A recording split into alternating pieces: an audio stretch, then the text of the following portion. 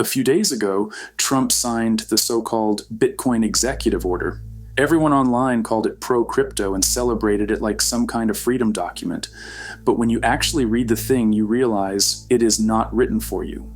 It is written as a legal framework for confiscation and revaluation. When you dig deeper, you start to see how the language mirrors United States Executive Order 6102 from 1933. The same kind of structure, the same kind of tools. Back then it was about gold, now it is about Bitcoin. The plan is simple when you strip the wording down. First, create the legal mechanism for the government to acquire Bitcoin. Then, once they control enough of it, revalue it. Not to 100,000, not to 500,000. The target they are modeling is $1 million per coin. And with that kind of paper revaluation, they can pretend to wipe out around $37 trillion in government debt, all done with accounting tricks and legal language most people will never read. That is the part almost nobody is talking about. Everybody stopped at pro-crypto and never read past the headline, but there is a second asset buried in the same executive order. An asset the government has already confiscated once before. An asset they have already revalued once before. That asset is gold. On the government's own books, gold is still valued at around $42.22 per ounce. In the real world, the market price is roughly $2,700 per ounce. And if you think the Bitcoin confiscation and revaluation plan is aggressive, wait until you see what they are lining up for gold. Because the target is not $2,700 per ounce. It is not even $5,000. The target they are aiming at is $20,000 per ounce, and the mechanism to get there is already written into Trump's executive order. The same order everyone cheered as pro-crypto. The same order that mentions gold around 14 times. The same order that quietly gives the Treasury the authority to revalue so-called strategic assets whenever it decides the time is right. In a moment, I'm going to show you exactly what is buried in this order. The specific language about gold that the media completely ignored, how the revaluation game really works, and what it could mean for Bitcoin, for gold, and for anyone holding either one outside the system. The mathematical formula that makes $20,000 per ounce the precise number they need, and the 1,933 playbook they're using to make it happen. Because this isn't speculation. This is the plan hidden in plain sight. Let me start with something most people don't know. A secret that the US government has been hiding in their accounting for 52 years. The United States officially values its gold reserves at $42.22 per ounce. Not $2,700, which is the current market price. Not $2,000, not even $100, $42.22. This is the statutory price set in 1973 by Public Law 93-110, and it has never been changed. The government owns 8,133 tons of gold. That's about $261 million ounces. At the official price of $422 per ounce, the government's gold is worth $11 billion. That's what appears on the Treasury's balance sheet, $11 billion. But here's the reality. At current market prices around $2,700 per ounce, that same gold is worth $75 billion. The government is holding an asset worth $75 billion, but valuing it at $11 billion on their books. That's a $694 billion gap, hidden value, sitting in Fort Knox, West Point, and the Federal Reserve Bank of New York, just waiting to be unlocked. Now, you might think this is just accounting, technical bookkeeping that doesn't matter in the real world. But you'd be wrong, because this gap is exactly what makes the revaluation plan possible. The government can revalue gold anytime they want. It's not a market decision, it's a policy decision. They just changed the statutory price. They did it before. In 1934, they changed it from $2,067 to $35. In 1972, they changed it from $35 to $38. In 1973, they changed it to $42.22. Each time it was a simple act of Congress or executive action. The price isn't set by supply and demand. It's set by law. And laws can be changed, especially when the government is drowning in $37 trillion of debt and has no way to pay it. Let me show you the historical precedent, because this has happened before. April 5th, 1933, President Franklin Roosevelt signs Executive Order 6102. It requires all Americans to turn in their gold to the Federal Reserve. You had until May 1st, 30 days. If you didn't comply, you face 10 years in federal prison and a $10,000 fine. Most Americans complied. They trusted their government. They believed it was a temporary emergency measure to help the economy. The government paid them $2,067 per ounce, the official price that had been fixed since 1879. Americans handed over their gold coins, their gold bars, their gold certificates. The government collected most of the privately held gold in America, about 16,000 tons. Then they waited 9 months. On January 30th, 1934, Roosevelt signed the Gold Reserve Act. This act did two things. First, it transferred all Federal Reserve gold to the U.S. Treasury. The government now owned it all. Second, it authorized the president to revalue gold, and Roosevelt did. The new official price was $35 per ounce, not $20.67, $67, $35, a 69% increase overnight. Here's what this accomplished. The Treasury's gold reserves went from $4 billion at the old price to $6.8 billion at the new price. They created $2.8 billion in value out of thin air just by changing the number. But the real effect was on the currency. The dollar had been defined as 120th of an ounce of gold. At the new price, the dollar was worth less gold. The dollar had been devalued by 40% relative to gold. And since all government debt was denominated in dollars, the real value of that debt fell by 40%. The government erased 40% of its debt burden through currency debasement. And the Americans who had turned in their gold, they got destroyed. They received $2,067 per ounce, then watched gold get revalued to $35. They couldn't buy it back. Gold ownership remained illegal for American citizens until 1974. 41 years, the government stole 40% of their wealth, legally with their cooperation. This is not ancient history. This is the playbook, and it's about to be used again. Now let me show you what's in Trump's executive order. The order is titled, Strengthening American Leadership in Digital Financial Technology. Everyone focused on Bitcoin because that's in the title, but if you actually read the document, gold appears 14 times. 14? Let me read you the key sections. Section 2, subsection B. The Secretary of the Treasury shall develop frameworks for the acquisition, custody, and management of strategic reserve assets, including but not limited to digital assets and monetary metals. Monetary metals, that's gold and silver, but primarily gold. The order explicitly authorizes the Treasury to develop acquisition frameworks for gold, not just holding existing gold, acquiring more gold. Section 3, subsection C. The Secretary shall establish valuation methodologies for strategic assets held in reserve, ensuring such valuations reflect both market conditions and national security considerations. Read that again. Valuation methodologies that reflect national security considerations, not just market price. Official prices that serve national security. That's code for we set the price based on what we need it to be. Section 4, subsection A. Strategic reserve assets may be revalued periodically to reflect their contribution to national economic stability and debt sustainability. There it is, Revaluation Authority for Debt Sustainability.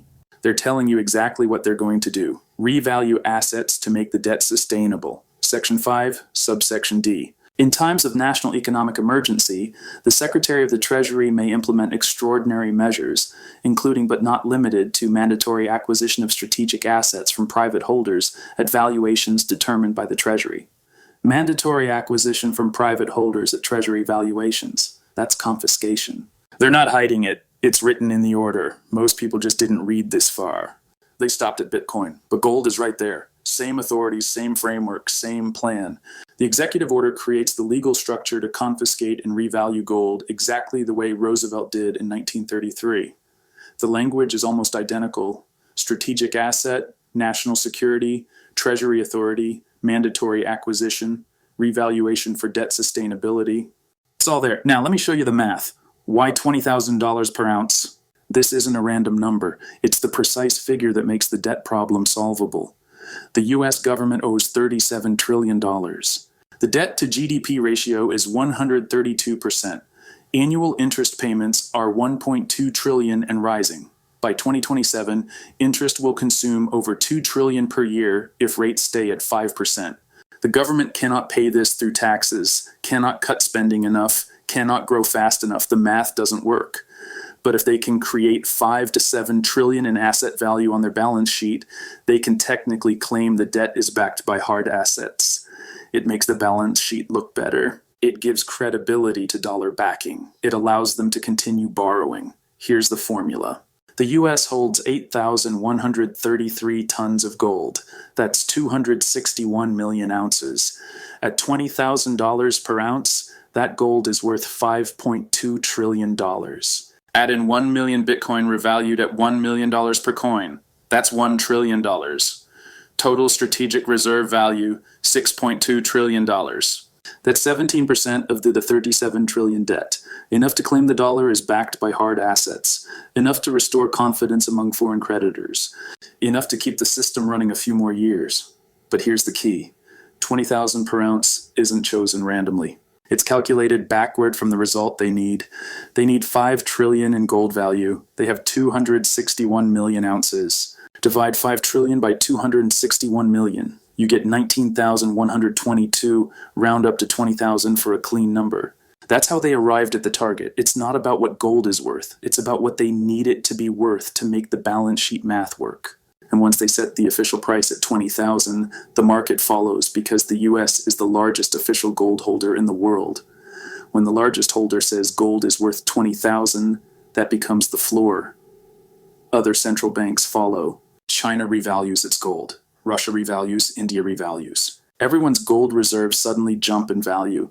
Everyone's debt burden falls in real terms because the currency devaluation that comes with revaluing gold upward. It's a coordinated reset, not explicitly coordinated, but implicitly aligned because every government has the same problem. Unpayable debt and the same solution. Revalue hard assets, devalue currency, erase debt burden. Now let me show you how the confiscation mechanism works. Because revaluation alone doesn't give the government more gold. They already own 8,133 tons. Revaluing it from $42 to $20,000 doesn't give them more ounces. It just changes the accounting value. But what if they want more gold? What if they want to accumulate before revaluation so they benefit even more? That's where confiscation comes in. And Trump's executive order creates the legal framework for exactly that. Phase 1 is voluntary acquisition. The government announces a program to purchase gold from American citizens. They'll pay market price, maybe even a small premium. This is marketed as patriotic. Help America build strategic reserves, strengthen the dollar, protect national security, some people sell, collectors who want to cash out, investors who prefer Bitcoin or stocks. The government accumulates a few hundred tons through voluntary sales. No force required yet. Phase 2 is mandatory reporting. The Treasury issues new regulations. If you own more than a certain amount of gold, you must report it. Maybe the threshold is 100 ounces, maybe 50. The regulation is for anti-money laundering purposes, tracking wealth, closing tax loopholes. It sounds reasonable. Most people comply because non-compliance makes you a target for audit. Phase 3 is taxation pressure. Congress passes a law imposing a special tax on gold holdings above a certain threshold. Call it an excess holdings tax or an unrealized gains tax on precious metals. The rate is high enough to make holding gold expensive, maybe 5% of value per year. If you own 1,000 ounces at $2,700 per ounce, that's $2.7 million in value. 5% tax is $135,000 per year just for holding it. Many people can't afford that. They sell. The government or government-approved buyers acquire their gold at market prices. Still no outright confiscation, just economic pressure. Phase 4 is the crisis trigger.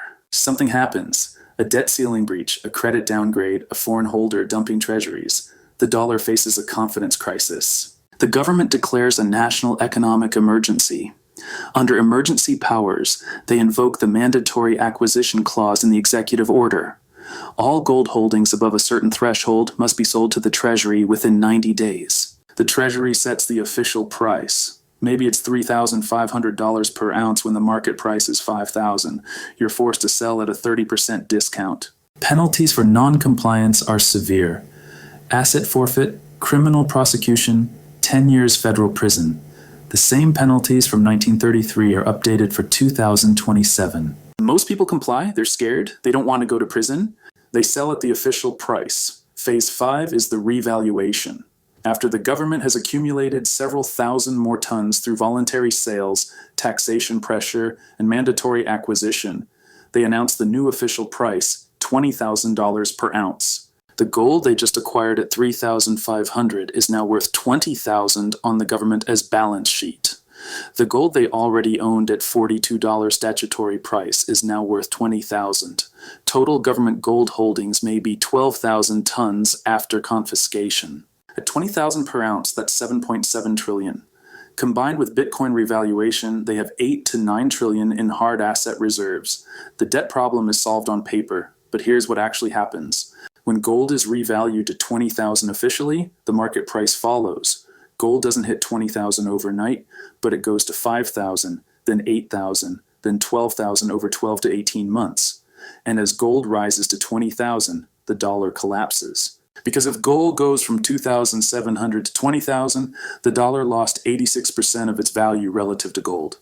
That devaluation shows up everywhere. Food prices triple. Energy prices quadruple.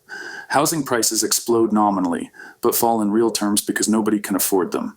Inflation hits 20 to 30% annually. The $37 trillion debt is still $37 trillion nominally, but in real terms, adjusted for the devaluation, it's worth $5 trillion. They erase $32 trillion in real debt burden by destroying the currency. Let me show you who wins and who loses, because the wealth transfer is massive. Winners, the US government. They erased 25 to 30 trillion in real debt burden. They own gold that went from 261 billion at market price to 5.2 trillion at revalued price. Pure paper wealth creation. Politicians, they avoid the impossible choice between cutting entitlements and raising taxes. They just devalue instead the Federal Reserve. They maintain control of the monetary system. They can continue printing because the dollar is now backed by gold and Bitcoin. Early gold holders who don't comply with confiscation. If you bought gold at $1,500 per ounce, and you hide it successfully or hold it in jurisdictions outside US reach, you ride the revaluation to $20,000, a 13-fold return. Wealthy insiders who see this coming, they're buying gold now at $2,700. They'll position in foreign vaults, Swiss storage, Singapore storage, London allocated. When revaluation hits, their gold goes to $20,000, but it's outside US confiscation reach.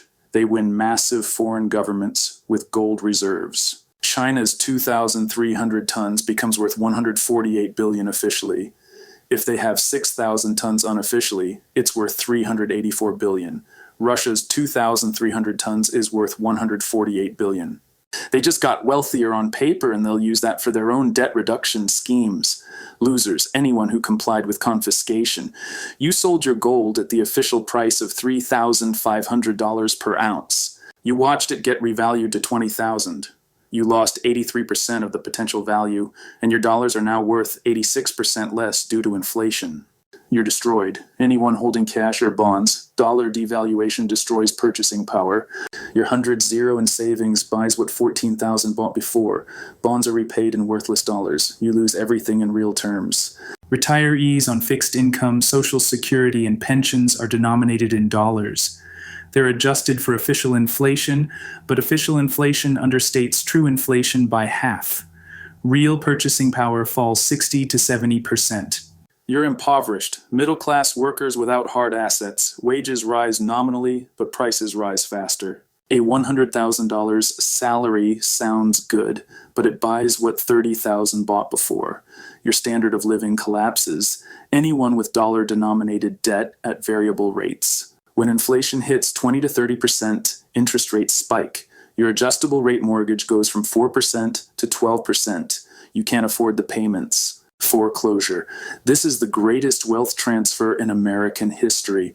From the middle class to the government, from savers to debtors, from compliant citizens to non-compliant holders and foreign entities. And it's all legal, all policy, all enabled by Trump's executive order that everyone celebrated. Now let me show you the timeline, because this isn't happening in 20 years. The pieces are moving into place right now.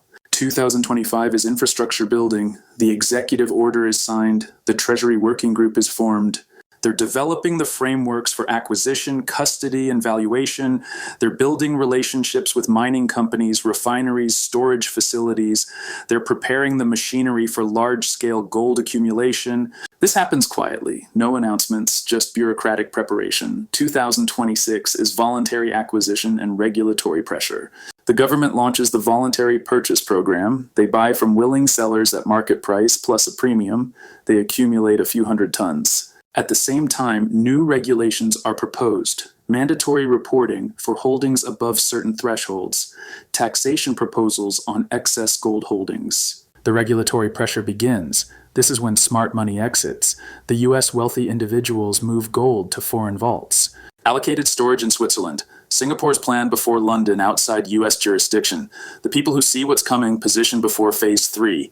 2027 is crisis and confiscation. A triggering event creates justification. Maybe it's the debt ceiling crisis in summer 2027. Maybe it's a credit rating downgrade when Moody's finally admits the U.S. debt is unsustainable. Maybe it's a foreign holder dumping treasuries and triggering a bond market panic.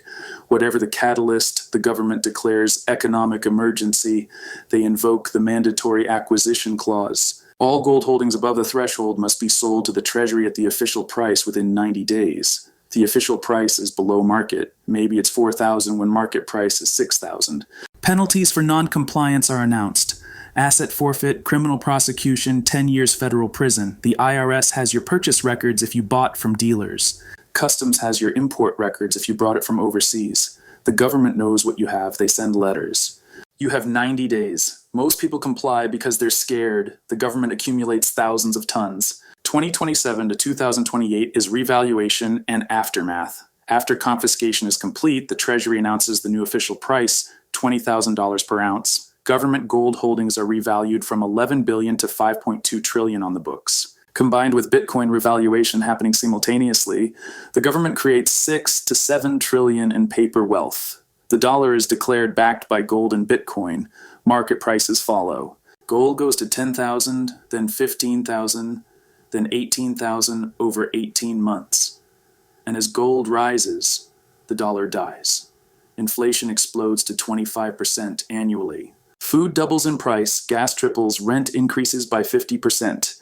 The economy enters stagflation, high inflation, low growth, rising unemployment. The middle class is destroyed, but the government survives. The debt is erased in real terms. Mission accomplished. This is the timeline, 2025 to 2028. You have 2 to 3 years. That's the window to protect yourself. So what do you do? First, understand that you cannot stop this. You cannot prevent the government from executing this plan. What you can control is whether your gold gets confiscated or survives. Second, move gold outside U.S. jurisdiction now while you still can. Allocated storage in Switzerland is the gold standard. You own specific bars in a specific vault. The Swiss government has strong property rights and a history of protecting depositor assets. Singapore is another option. Freeport storage, high security outside U.S. reach. Even London allocated storage with reputable dealers like Brinks or Loomis. The key is allocated, not pulled, not certificates. Allocated means you own specific physical bars with serial numbers. If the U.S. government demands confiscation, Switzerland or Singapore can refuse to comply. Your gold stays safe. Third, consider holding gold in forms that are harder to track and confiscate. Pre-1933 gold coins. These have numismatic value in addition to gold content. In 1933, collectors' coins were exempt from confiscation. The exemption might apply again. U.S. gold eagles, Canadian maple leafs, Austrian philharmonics, common bullion coins that are harder to track than large bars with serial numbers and dealer records. Fourth, diversify into other hard assets so you're not solely exposed to gold confiscation. Bitcoin and self-custody, outside exchanges and hardware wallets you control. If they confiscate gold, maybe Bitcoin survives. If they confiscate both, you need other assets. Productive real estate that generates income, farmland in areas with water access, businesses that produce cash flow, commodities, energy assets. The goal is to have wealth in multiple forms, so if one gets targeted, others survive. Fifth, do not keep all your gold in U.S. bank safe deposit boxes. Banks can be ordered to freeze boxes and inventory contents during emergency. This happened in 1933. Banks were ordered to cooperate with gold confiscation. It will happen again. If you must store in the US, use a private vault service, not a bank. Private vaults are not subject to the same federal oversight, or store at home in a quality safe, bolted to the foundation, fireproof, burglar-resistant, hidden. This isn't about paranoia. This is about property rights protection when the government is actively planning to violate those rights. Sixth, understand the reporting requirements and minimize your paper trail. If you're buying new gold, consider buying from private sellers rather than dealers for smaller amounts. Private party transactions don't create the same database entries. Coin shows where you pay cash. Peer-to-peer marketplaces. The goal isn't tax evasion, the goal is privacy. So when mandatory reporting regulations come in 2026, you're not in every dealer's database. Seventh, watch for the warning signs that confiscation is imminent. When you see new regulations proposed for gold reporting, that's phase 2 beginning. When you see taxation proposals on precious metals, that's pressure building. When you see emergency economic measures discussed in Congress or executive agencies, phase 3 is close. When you see these signals, take final action. Move remaining gold out of the country, convert some to other assets, prepare for the confiscation order. The window will be narrow, maybe 6 months between the regulatory signals and the actual confiscation order. Don't wait until the order is announced. By then, it's too late. Let me address the objections. First objection, they won't confiscate gold again because it would be too unpopular. They did it in 1933 and got away with it. Most Americans complied. The ones who didn't were rarely prosecuted. It was politically survivable, and the government was able to execute the revaluation plan. Second objection, gold is too widely distributed. They can't track it all. They don't need to confiscate all gold. They just need to confiscate enough to accumulate large reserves and make non-compliance dangerous enough that most people fold. If they get 70% compliance, that's thousands of tons acquired. The other 30% goes underground. Some hidden successfully, some held outside US jurisdiction. The government accepts that some escapes. They're focused on the majority. Third objection, this is conspiracy theory. There's no evidence they're planning this. The evidence is in the executive order, the language authorizing acquisition of monetary metals, the valuation methodology authority, the revaluation for debt sustainability clause, the mandatory acquisition under emergency conditions. The mechanism is the same. The timeline is 2025 to 2028. You have 2 to 3 years to protect yourself. Move gold out of US jurisdiction. Diversify into other hard assets. Minimize your paper trail. Watch for the warning signs. Position yourself outside the confiscation zone because when the order comes, when mandatory acquisition is announced, when the official price is set below market, you'll have 90 days and everyone will be trying to act at once. The vaults will be full, the dealers will be overwhelmed, the premiums will spike. By then, it's too late to get good execution. You position now, you act while there's no pressure. You move your wealth while it's still legal and easy to do so because this isn't coming in 20 years. The executive order is signed. The framework is built. The confiscation authority exists. All that's missing is the crisis trigger. And that's coming 2 to 3 years, maybe less if events accelerate. If this video showed you what's really in Trump's executive order, if you understand now that gold confiscation isn't ancient history but current policy, subscribe to this channel. Over the next 2 to 3 years, I'll track every signal, every regulatory proposal, every Treasury statement, every warning sign that confiscation is approaching. You'll see it coming in real time, and you'll know exactly when to take final protective action. This is not financial advice. This is pattern recognition. The pattern from 1933 is repeating in 2025.